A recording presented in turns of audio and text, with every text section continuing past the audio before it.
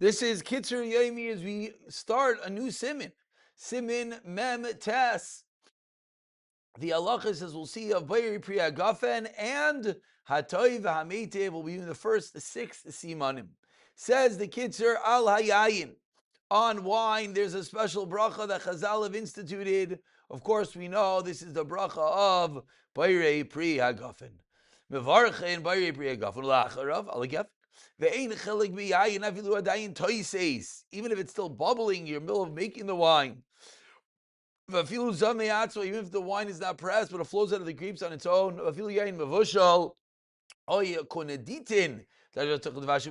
They add honey and spices. Wormwood. Even if the wine smells like vinegar.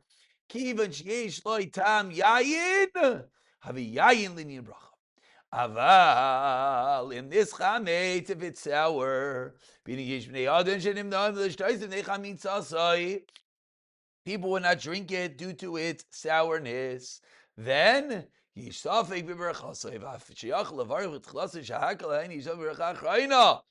you make it Hagafen or not. Ulachain says the Kitzur ein lishtai, so you should not drink it. Elim kain. Yivarech tchila al yayin acher. Din yayin tzmukim we're going to get to. Sif beis achar tzanim, grape seeds, reizim yayin, from which wine came out. Rak al yedei dricha, through squashing it. V'loy natzu beis abad. They're never crushed onto the beam of the wine press. Im nasna lehem mayin. If water was then put on them. Even at the end, there's not more liquid than they started. Or it's less. If it tastes, and the Mishnah adds in a note 11 from Reish Dalit, it smells like wine. Mevarchen alav bayre pri hagafen. However, if the grape seeds were crushed, and then water is put on them, or water is put on these shemarim, then inoyela ke mayim. And again, these processes, I don't believe are so common nowadays. So let's move on. Sif Gimel, and this one certainly is. Yayin shedis arabim by wine that you mix with water. If the wine is 1 part wine to 6 parts water, vadai batal yayin. This is the unique halacha that wine is batal. Wine is batal b'sheis in 6. Ve'ino Iraq kamayim as a din water. And if there is more wine, then if it's normal for people to dilute it so much, it's just then the reason why we said this is an important halacha is because nowadays a lot of the wines are at some level diluted, and this is a ha'ara from a lot of the Gedolei HaPoskim that one should never really mix water with wine nowadays, even unless it's a very strong wine. But in a lot of the lighter wines, there is water already in them, and therefore, if you start adding in excessive water, which people certainly do, you could very quickly be in a situation that you lose your Hagafen, and therefore, I guess the takeaway of Sif Gimel is that nowadays one should be mindful and not be adding water into wine. This is what Rav Yashiv would say. Sif Dalet. Shav Shabbasim Kavalav, just like bread. If you're kaveh ane poiter komini meichel, it exempts all the foods. You don't make any brachas. Kach yayin is such an important halacha that people don't know. Kaveh has atalishas yayin. If you're kaveh yourself to drink wine,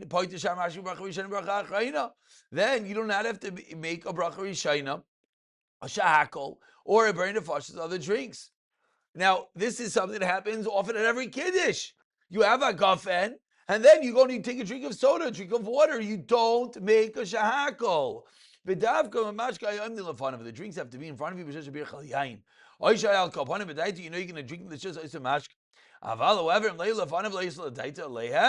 Then it's a suffix. Then it is a suffix. The Mishnah Berurah, note 21 points out, even if they're not in front of you, then you still would Patra. Okay, Yimna Asman Miham, you should refrain from them. Ad Lach Sheberach Bracha Achrein Al Yain. Oy Sheberach Al Yizid Michael Shahakov Yichem Lifter Gamas Mashkis. This is so important. You're at a Kiddush and you make Hagafen. You don't make a Shahakal. Now, L'chaira, as you saw from the beginning, that there's a requisite shear. Is another reason that if you just have a te'ima, you just have that little sip of the Rav's wine or someone else who made Kiddush, you might come into an issue because now it's a suffix. Do you have to make a shakal on other drinks? This is the reason why you should drink a requisite amount. You want to have a few ounces, then for sure all drinks are pottered. Again, there's a simple eitzah as you make a shakal on a piece of herring, and then everything is fine.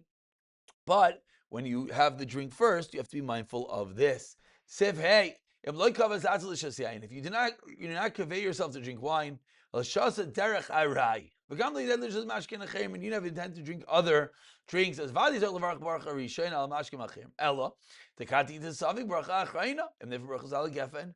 Shvarach al yain olay al kain yishlach is a pre eat something else. Shvarach aleha.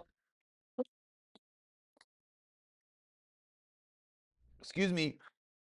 That the fruit is going to need a burn of fashais, and then lift their gamas and mashkin. And we'll conclude with Sif Vav. Hamekadesh alayayin. Suffer a cup, and you're going to have some schnapps or coffee. Is it patterned by the Hagafen, by the Bari Hagafen? No, 27 points out that what? That if you drink wine in a set matter with a kavias, then there's no bracha rishayna. The question is that when you make kiddush, what is that called? Is that called with a kavias? Now, no 27 points out. The Mishnah Berurah Ber Halacha says that yes, the bracha rishayna on the wine will yes exempt other beverages, even if he did not drink with a kavias, as long as they is there. However, you should have a malay lugmav, and that's where the example came from we gave a moment ago. You want to make sure I said a few ounces. Malay lugmav, let's be more precise now. Let's say 1.5 ounces at least, 1.25, 1.75 ounces, shot and a half, then it will exempt other drinks. But if you just have a dot, it will not. Back to the kids. And you want to have intent not to pater. Lift their gamas amashkin. We'll stop over here.